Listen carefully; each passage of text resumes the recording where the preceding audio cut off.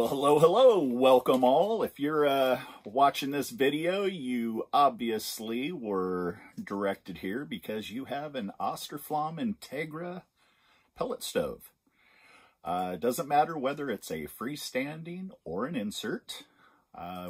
Following these guidelines will help you with the maintenance and the cleaning schedule. What I'm going to go ahead and do is I'm just going to use the script right out of the original manual from 1991 when the INTEGRA was first originated and brought to us in the state of Oregon.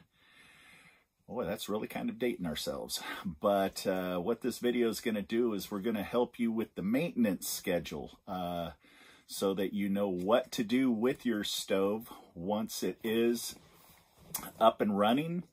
And if it is not up and running, the first thing that we always do if somebody calls us on the phone or emails us, emailing is always the best, especially during the winter months, is we ask the question, have you had your stove completely serviced and have you been keeping up on the maintenance?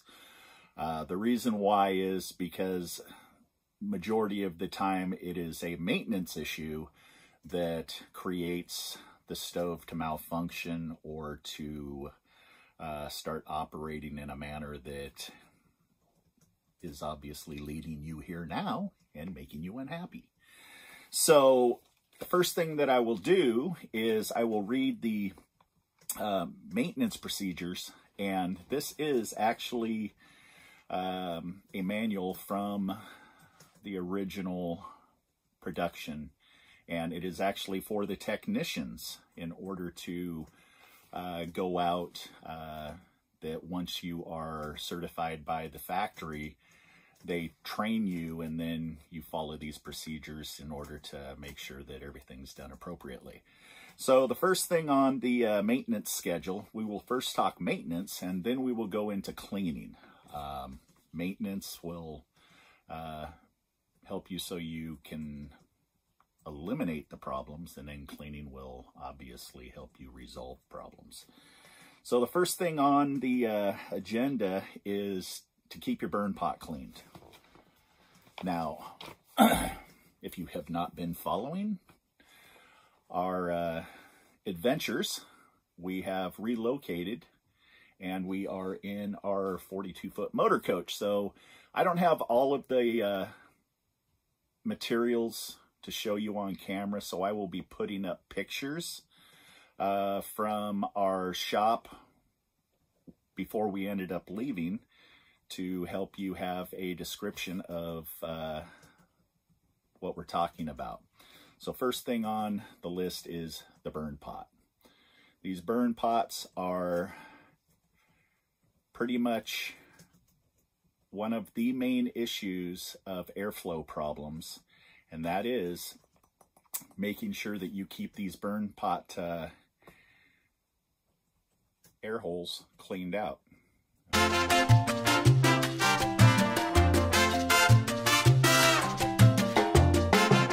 Okay, if they plug up, then your stove will start burning rich, will start producing more creosote, and in turn will eventually plug your system up, whether it be your stove or your chimney.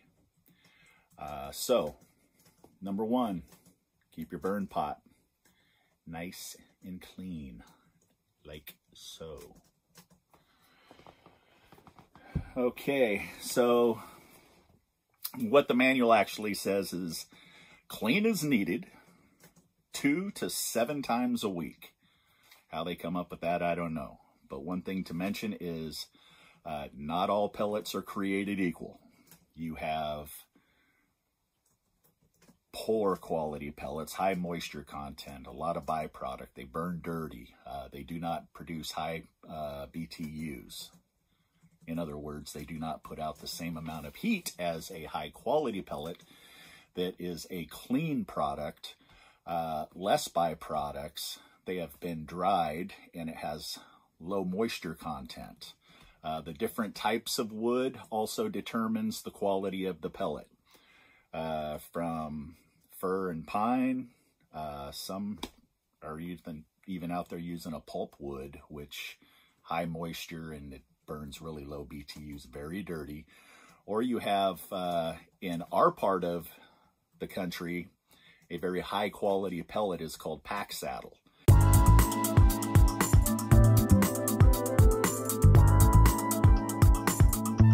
And pack saddle is a very hot burning pellet, very clean. I'm not supported by pack saddle. It's just that by doing this for 33 years, we know which pellets to burn and which pellets not to burn. So if you can find pack saddle in your area, look them up. It will be a high quality pellet that will keep your stove clean and burning efficiently. So depending on the characteristics of the pellet fuel used and operational habits of the stove owner. Next thing is the ash pan. The ash pan, which obviously when you pull your burn pot out, your ash pan comes out.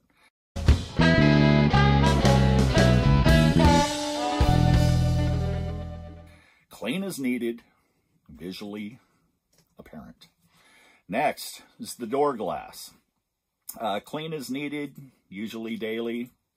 Depends on how anal you are on wanting to see the flame and not having to look through that creosote.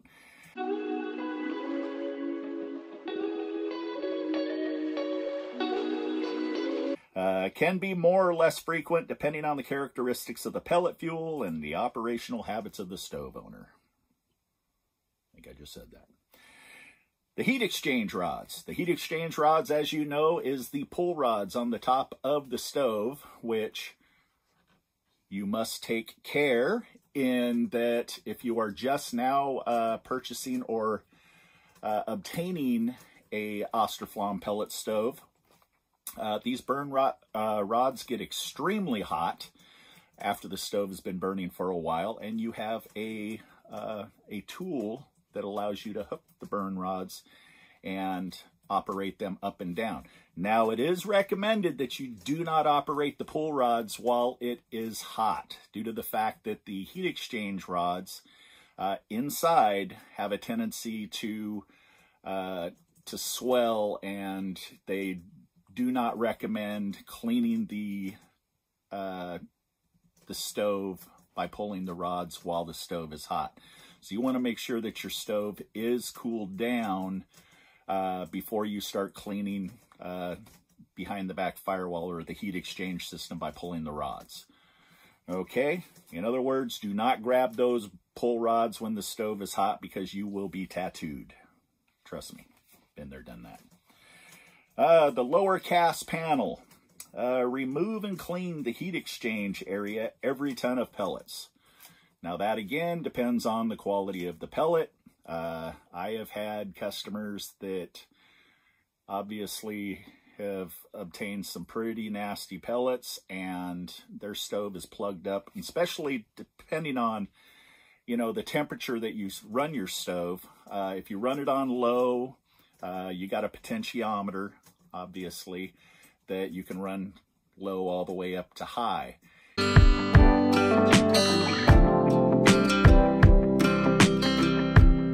Now, if you have it down on low and you run it down on low most of the time, those pellets are going to have a tendency to smolder, which in turn creates more creosote.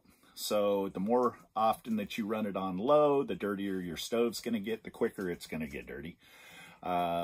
So that's, again, all of that's going to fall into this maintenance schedule.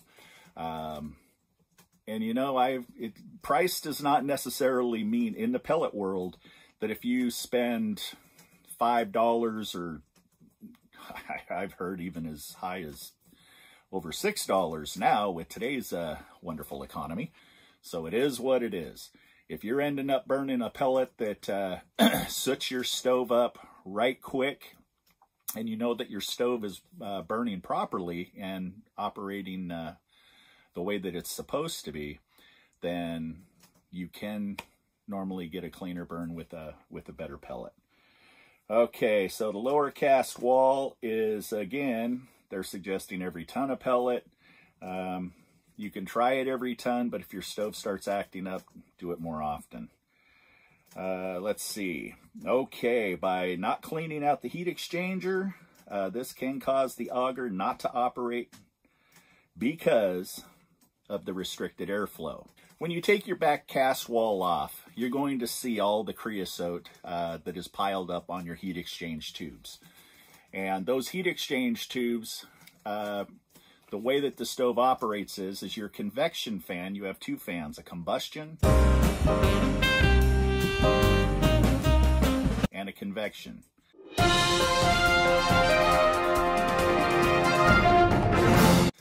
Your convection fan is your room air, which draws the air into the stove and then blows the air in through those heat exchange tubes, and then forces the hot air that's generated inside of the stove into the room. If they are coated heavily with creosote, the creosote will act as like an insulation barrier, and you will not get the temperatures out of the stove as you would with a clean system. So all of that creosote can take away the efficiency of the heat, which is generated by burning all of those expensive pellets. So keeping all that ash cleaned out is pretty important if you want to make sure that you're getting, you know, the bang for your buck, you know what I'm saying? So back of those heat exchange tubes, down at the very bottom, you will find with a flashlight, you will see that there are small little air ports, again, behind. When you take the cast wall off and you clean all of that creosote out, you're going to have to brush all those rods off. Look between the bars. Between the bars, you will have these little air ports that go into a horizontal exhaust channel that your combustion fan draws the creosote in and out and up the chimney. If those little air ports are not serviced and kept clean, your stove will start malfunctioning. You will start having airflow issues. Again, I could be jumping ahead here, but this is an important fact, and this is one that a lot of people overlook. They feel as though that they're going to get in there, they're going to clean out the ash, and they're going to brush off the heat exchange tubes, and they're good to go. If you forget to clean those air ports, again, behind the air tubes down at the bottom, you will miss a very important step, and your stove will continue to malfunction if that is an underlying problem. So once those are cleaned out, you've cleaned your rods, you've cleaned your heat exchange tubes, you've eliminated all the creosote. Okay, the annual service. Remove the combustion motor from the cast aluminum housing. Dun, dun, dun, dun. What do you know? I do have a lot of main parts here in our motor coach that we ship out when needed. But here is your combustion motor. Okay, see your fan in there? Ain't that a peach? Okay, this is the aluminum housing. This is bolted right to your stove. And by their instructions, they are saying take these screws out here.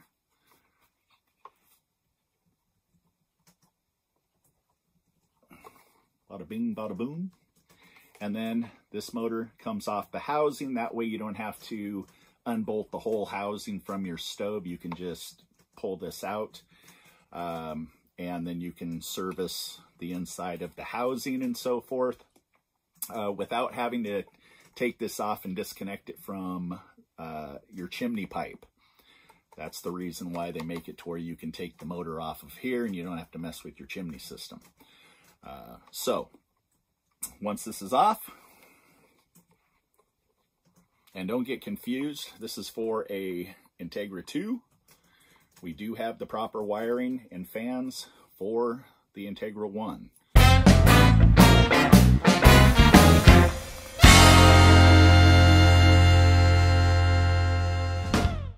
Exact same motor, exact same housing, just different wiring diagram. We got both of them. Another thing that I have to bring up is in the combustion fan, you have a snap disc. Okay, this is your low limit snap disc. What this does is it is a proof of fire, which means that it has to heat up within a short time frame. Otherwise, your stove will shut down because it will not create a continuous circuit. If it does not reach 120 degrees, your stove will shut down and it will say it's misfiring. Okay, so then you have to shut it off and you're going to have to restart it. The big deal with this snap disc is you have to make sure that when you pull the motor off, you reach into the housing and you brush off the inside of this snap disc. Otherwise, a heavy creosote buildup will act as an insulator, and it can start telling your stove that it's not heating up when it actually should be, you know, if it has a clean snap disc. So just make sure that when your motor is off, that you clean the inside of this snap disc, and that way you know that you have, you know, done your job. So also, if you look here carefully, there is a small little gasket. This little gasket must be there.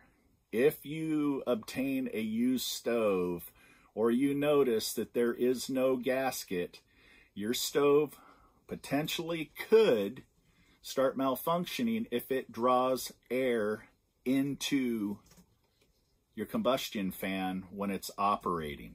Okay, it'll start messing with the air sensor, and all of a sudden your stove's going, whoa, wait a second, we got issues. That also applies. Now let me finish up here. So if you do have a missing gasket, give us a call. We can hook you up and get you up and running. Let's talk really briefly about, now here's an air sensor.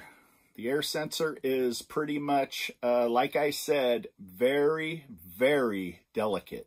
You do not want to be touching the computer modules, okay? Don't mess with it.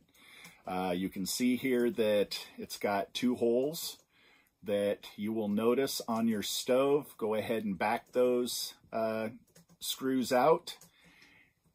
Unplug very carefully. Make sure that you just kind of wiggle it. Don't be pulling on it too hard when you disconnect this, due to the fact that I have seen people snap these off. That's a no-no. That means that, you know, you're going to have to ship it to us, and then we're going to have to repair it, which is not necessary if we're just very, you know, calm and just very patient in taking it off. Okay, again, taking the compressed air, just blow it all off. Down here is where you end up sensing the fresh air that comes in. So you want to make sure that you eliminate any funness among us, okay? So make sure that that's all cleaned out. Now, I kid you not, it will short out if you start handling it. And so I will just re-emphasize, don't start touching the computer board. Like I'm handling it here, you don't have to touch it. Just keep it mounted to its bracket, and when you pull it out of the fresh air tube, do not break this part. Do not drag it on the metal tube, okay? As you can see here, there is a gasket under this bracket. This gasket is very important because you do not want fresh air entering the fresh air tube underneath this bracket. Okay, it's supposed to only enter by bypassing the air sensor through the back of the stove. So we have this gasket right here. Give us a call. We'll sell you a foot of it. Okay, we got to sell it by the foot. Can't sell it by 4 inches. So we'll sell you a foot. Get her done. Let's see, clean the hopper and the auger pathway.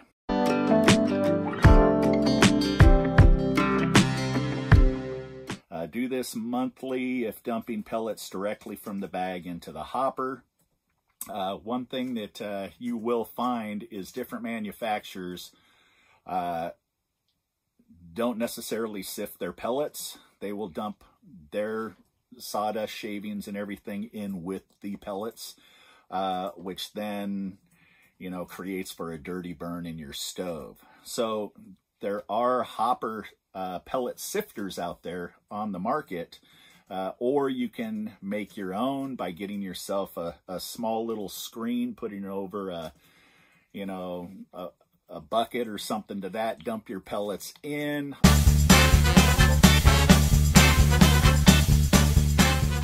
The screen has to be big enough for the sawdust to fall through, but the pellets will not. That's a good way to clean your pellets to where you're not going to be, you know, having to mess around with them. Okay, if a customer uses a pellet dispenser that removes the sawdust, as it dispenses, do this procedure at the time of service. Making sure that your hopper is spanky clean is the definite way to make sure that everything's dialed.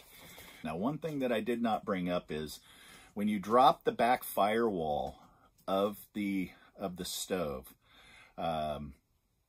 you will have an insulation board that is on the back of the lower cast firewall.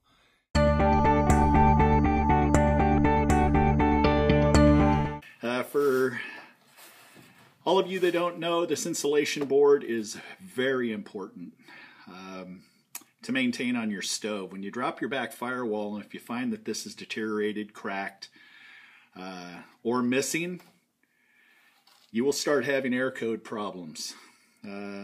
This is supposed to be insulated. Problem is, you end up producing too much heat through this back firewall. You're going to start tripping your high limit switch, which then your stove's going to keep shutting down on you. Very easy fix. If you find that you need one, give us a call. Got them in stock. All you got to do is pop the clips here and here. Take off the old, put on the new, put the clips back on. Just be careful when you're taking the clips off. They do break. If they do break, let us know. We got them. But if you do find in taking that cast firewall off that that board is missing, cracked, heavily deteriorated, give us a call. We do have brand new ones in stock. We can hook you up. But it is important that I did throw that in there because that is a big problem. Opening and closing your door. You do not want ash and debris to be coating the door gasket, which is your seal, which is a very important seal on the stove. Due to the fact that this stove is put together and it operates under negative pressure and all the parameters are set accordingly. Now, if any gasket on this stove is heavily deteriorated or is missing, then your stove will not function the way that it was made to at the plant. So you have to make sure that your stove door gasket stays in tip-top shape. And this particular gasket is a high-density gasket specifically for Austroflamm.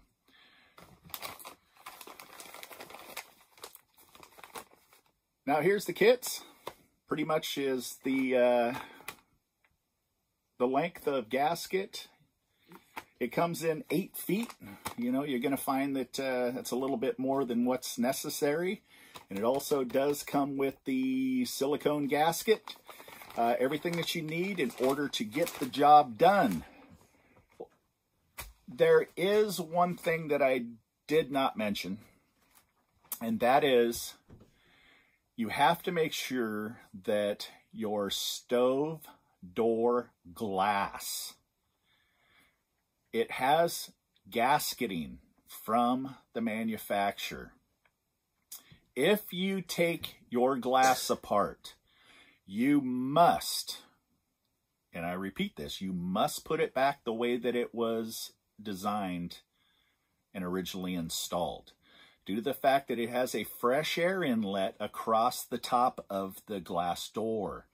And if you do not put it back the way that it was originally manufactured, it will mess up the airflow of your stove. Your air sensor will then say, oops, we've got a problem, start shutting down. Your fans will start running high and low, and, you know, airflow problems is one of the hardest issues to diagnose.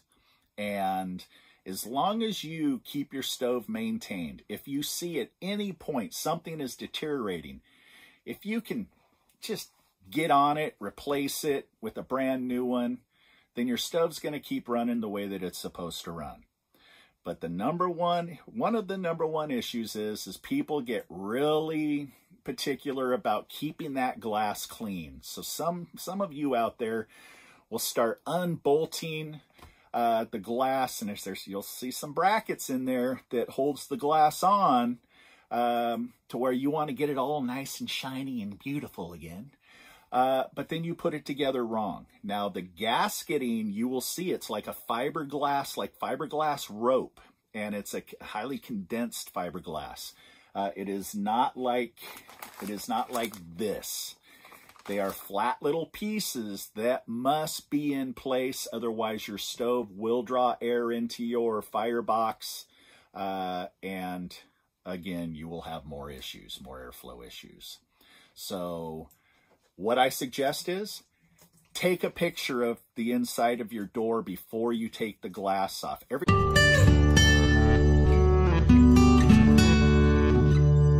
Of how the gasketing was installed. That way you know to put it back exactly in that same manner. I do this all the time. I'm getting old. I'm heading towards 60. So, you know what? My memory is about as good as my old dog.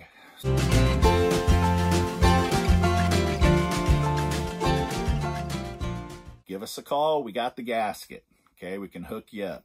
Anything that has to do with Austroflamm from the moment they were brought to Oregon. Matter of fact, just a little no, is we're actually personal friends with the designer of the INTEGRA that was brought over to the States. His name's Conrad. Wonderful guy, great friend. You know, we were blessed to meet him. We actually helped Conrad in being one of the first to introduce INTEGRA to the United States. And we helped him introduce the INTEGRA 1, plus the biomass unit, which some call the INTEGRA 3, which you can burn corn, cherry pits, walnut shells, and the way that you know that you have an INTEGRA 1 compared to an INTEGRA 3 is, an INTEGRA 3 has a square, rectangular stainless steel burn pot. This stove was designed with different parameters to where you could burn, you know, not only pellets, you could burn, like I said, all of the other things that I mentioned, which is their biomass unit. Biomass unit only hung around for a short time, and then it evolved into eventually the Rika INTEGRA 2.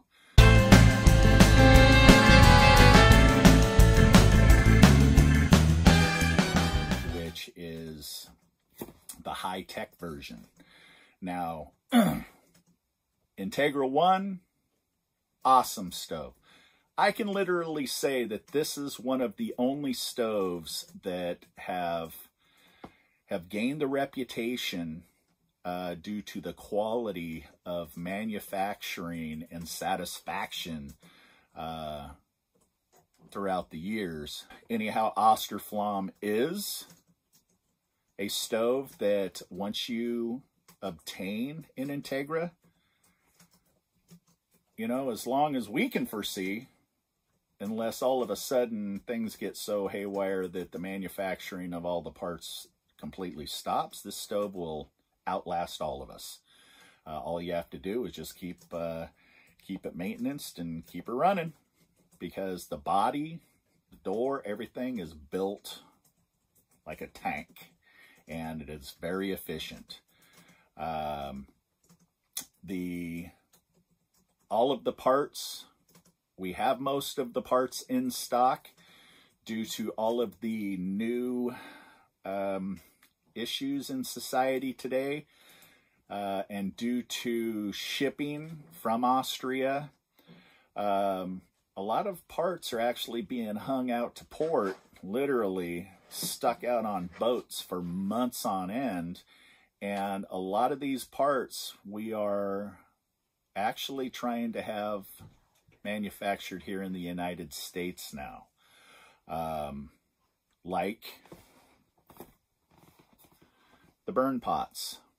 We actually make these ourselves. When we purchased the distributorship for Austroflamm from Lucky's Distributing in Portland, Oregon, we got the molds. And so because there is such shipping issues, we don't have time to wait. We just make our own, and we did find, you know, a manufacturer to pour them for us, which, you know, a pot is a pot is a pot. And our pots are very well priced. We have them in stock, and if you need one, give us a call. Now, burn pots, literally, they can take heavy abuse. These will, over time, and I'm talking, unless you're using a pellet that's got a high moisture content, these things will last 10 plus years easy, no problem. Obviously, the heating and the chilling of it has a tendency to break down the molecular structure of the metal, but if you don't add moisture to it, these will last, you know, so long you're definitely going to feel like you got your money's worth. But if by chance, you know, one of these little walls here between the holes starts, you know, rotting out, and as long as your pellets aren't falling through, it's still going to allow the oxygen through, and, you know, you should be just fine.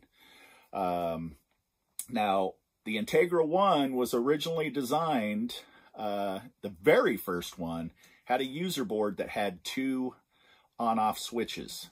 That is like the prehistoric model, the very, very first model. And then the second year, they eliminated the double switch, and they went to a single on-off switch with a potentiometer, which 99% of you have that model.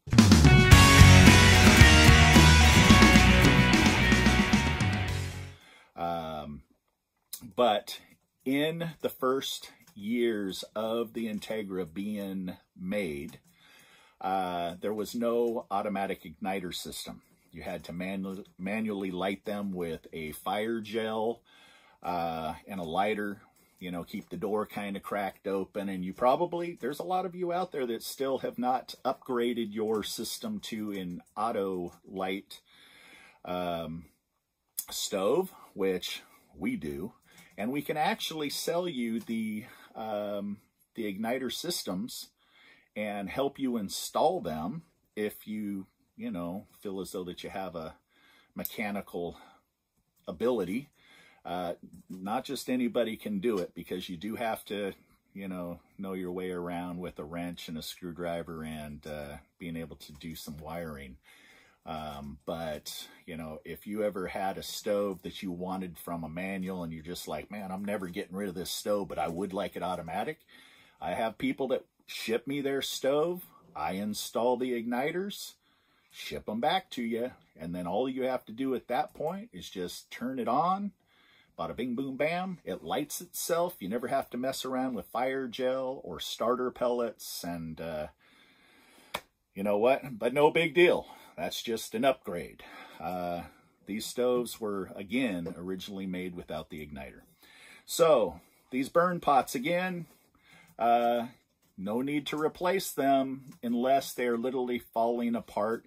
And here is the igniter hole right here, that if you do by chance have a upgrade, then you want to make sure that this hole right here on the side stays unblocked. Otherwise, the heat will not penetrate through this port and ignite your pellets.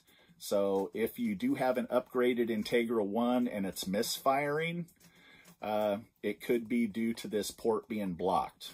But again, quality of pellets, always fall back to the quality of pellet, because a high moisture content pellet is harder to start with an auto igniter, and you always got to look at that. So that right there, ladies and gentlemen, is your maintenance schedule. I believe what I'm going to go ahead and do is I'm going to stop right there, and I'm going to call this the maintenance schedule video, due to the fact that we are already over a half hour long. The next video I'm going to put on is the cleaning procedure, which I did go over most of it, but I will tell you exactly what tools you will need in servicing your stove. So thanks for watching. Look for our next video, the cleaning video, the Integra 1 cleaning video. And I hope this helps y'all. Stay safe out there. Peace.